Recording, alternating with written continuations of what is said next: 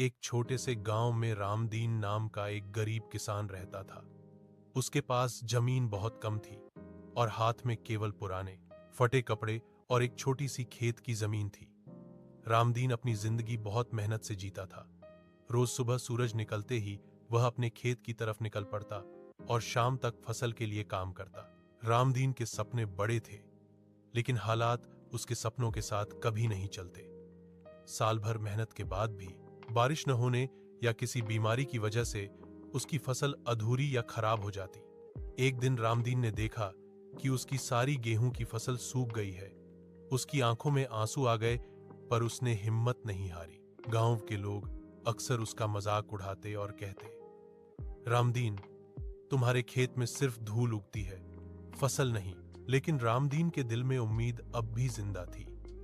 उसने सोचा, कल फिर से कोशिश करूंगा, मेहनत का फल जरूर मिलेगा। एक दिन रामदीन ने अपने बच्चे के साथ खेत में नए बीज बोए। इस बार उसने पूरी मेहनत और प्यार से ध्यान रखा। दिन भर सूरज की धूप में काम करने के बाद शाम को जब वह थका हुआ घर आया, तब भी उसने अपने सपने को छोड़ने का नाम नहीं लिया। महीनों बाद धीरे धीरे उसकी फसल हरी भरी और तंदुरुस्त होने लगी। रामदीन के चेहरे पर मुस्कान थी। उसने देखा कि जिंदगी की असली मेहनत कभी बेकार नहीं जाती। गांव के लोग भी अब उसकी तारीफ करने लगे और कहते, रामदीन, तुमने हमें सिखाया कि कभी हिम्मत नहीं हारनी चाहिए। रामदीन के लिए यह सिर्फ एक फसल नहीं, बल्कि जिंदगी का सबसे बड़ा सबक था।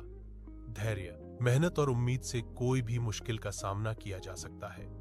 उसने अपनी जिंदगी से सीखा कि गरीबी एक चुनौती है, लेकिन सपनों और हिम्मत से हर मुश्किल को जीता जा सकता है। और आज